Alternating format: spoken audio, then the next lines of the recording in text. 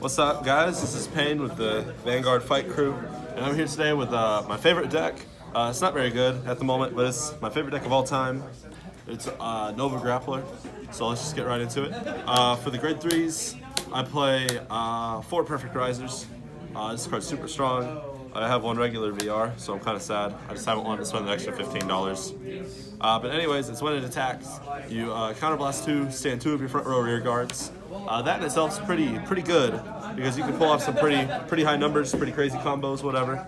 And the second skill is when the attack hits, if you have a card with Riser in your soul, you can counter charge 1 and give one of your units +5 until the end of the turn.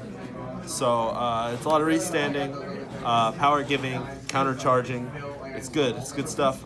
This deck actually runs out of counterblast pretty quickly, so you mostly want to try to get your hits off with this.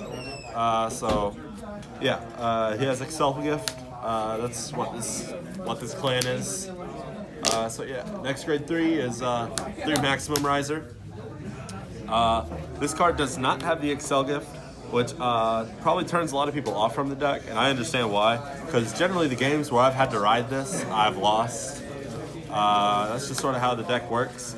But it's when it attacks a Vanguard, while it's not boosted, it gets 10k. So if you put it on an Excel circle, that's a 32k attacker every single time, unconditionally, no matter what happens. So strong card, strong beater. Next I play 2 Ashura Kaiser. I don't even know what he does. When your drive check reveals a grade 2 or greater, stand one of your rear guards. If the revealed card's a grade 3 or greater, counterblast 1, that rear guard gets +10. I lied to you. I did know what it does, actually. So the card's really good. He's a little mini boss. I guess it's a good way of calling it a mini boss. I only play 2 because generally I just ride the Perfect Riser and it just kind of goes from there. But sometimes if I feel like it's a matchup where I'm going to need the extra Excel circle, I'll ride into him first as a first ride. That usually helps me get there, having 5 rear guards, or front rows. Next up is grade 2s, 4 High Power Riser Customs.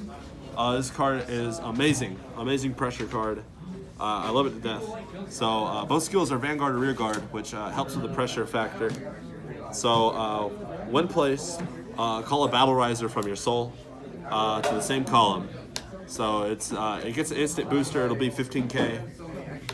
So against a lot of decks, that's kind of that's instantly they have to drop a grade 1 at the very least to guard it. The second skill is when its attack hits a Vanguard, you can counterblast 1, put a Battle Riser from rear guard into your soul, and stand one of your other rear guards.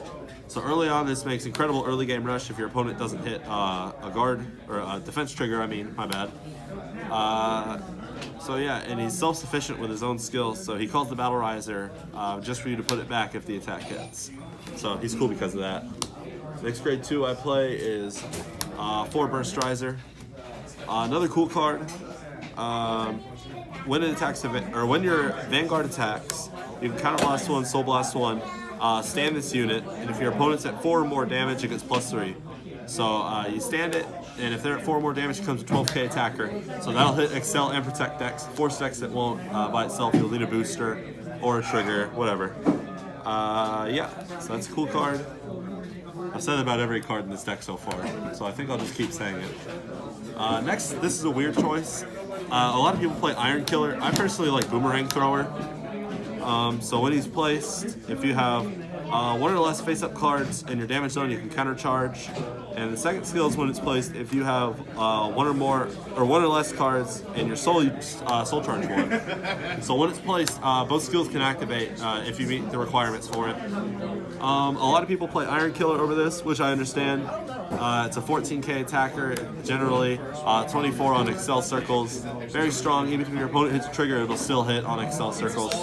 So I get it. I've always liked the counter charging more. The deck counterblast a lot, so I think the card's needed. Same with soul charging. Actually, soul blast a surprising amount, more than I thought it would. So that's the last grade 2. That one's actually not very cool, so I'm not going to say it for that one. 4 Riser Custom. So the first skill is Vanguard. I don't generally do it unless it's a deck where I know I can beat them by the time I ride my first grade 3. So it's put a card from your hand into soul. It can attack even on your first turn, but it just gets drive -1. So it minuses you 1, but it can put your opponent at 1 damage or minus them a card too. So it's neato. Neato. X grade 1, 4 Jet Riser. This card's surprisingly amazing. Vanguard or Rearguard, when your other Rearguard is placed, this unit gets +3 until end of turn. It happens every time something's placed, doesn't have to be by effects. I don't think anything in this deck is actually even placed by effects, besides from Battle Riser. So on your first turn, if you're trying to rush them, you have it on Vanguard, you call another one in a Riser custom. Your Vanguard becomes a 13k attacker, and this column's an 18k. So both are going to be able to hit your opponent's Vanguard. Last grade 1. I think this is also a weird choice. I think people play something else over this. I like Trans Riser. Well, there's 2 reasons really.